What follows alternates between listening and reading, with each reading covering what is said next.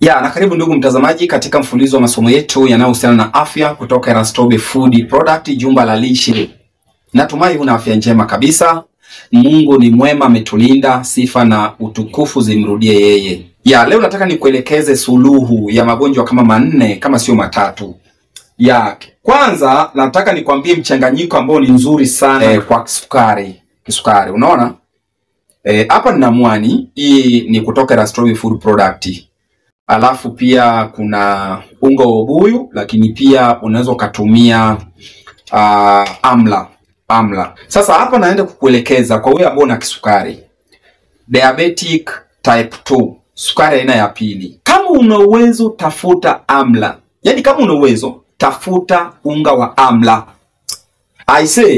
Utaona matokeo makubwa sana. Kama una sukari inasumbua sana, chukua unga wa mwani jiko kubwa kimoja. Weka kwenye maji ya moto. Alafu chukua unga wa amla kijiko kubwa kimoja. Weka kwenye maji ya moto. Mchanganyiko mmoja mle kwenye mwani. Changanya vizuri huo mchanganyiko.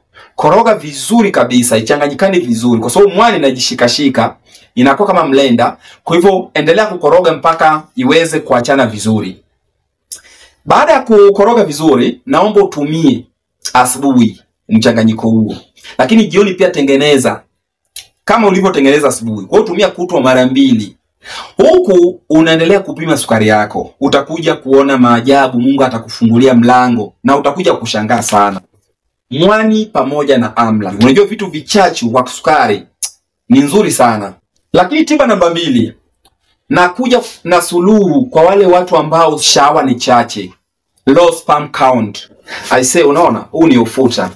Sesame. Chukua ufuta. Simple like that. Chukua ufuta tu. Kuna ufuta mweusi na kuna ufuta nyeupe. Tumia hii rangi mbili ya kwetu ambayo inapatikana kila mahali. Ukipata ile nyeusi ni balaa, lakini sasa kupata inaweza kwa shida. Chukua ufuta. Saga ufuta. Tena kaanga kidogo, ukishaichambua vizuri umeondoa mchanga, kaanga. Baada ya kukaanga, saga. Isiive sana, usikaange iwe nyeusi, usikaange sana. Kaanga kidogo tu, ipashe tu moto, alafu usaga upate unga. Ukishapata huo unga, tumia vijiko vikubwa 3 kwenye uji mwepesi, tena uji wa mtama mwekundu au uji wa ulezi, kutwa mara 2. Vijiko vikubwa 3. Kama utapenda kuimarisha zaidi huu unga, basi chukua na mbegu za maboga nyeusi, squash seed. Unga wake vijiko vikubwa 2.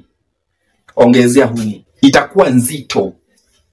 Kwa wewe ambao shawa ni chache, utapata matokeo mazuri sana. Tumia kila siku. Ni kiboko. Sesame ni no. Na tiba nyingine ndugu mtazamaji, hapa ni tiba ya mifupa. Chukua mdalasini, kijiko kidogo cha sukari. Chukua unga wa mlonge ama moringa, majani yake, unga wa majani, kijiko kidogo cha sukari. Chukua unga wa manjano, turmeric powder, binzari ya unga, kijiko kidogo cha sukari. Changanya kwenye uji mwepesi ama maji ya moto. Koroga vizuri, tumia glasi 1 kutwa mara 2 mpaka pale utakapopata matokeo mazuri. Itakusaidia sana kwenye upande wa mifupa na utapata matokeo mazuri.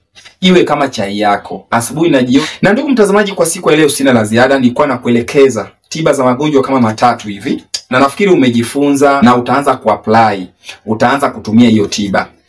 Sina la ziada.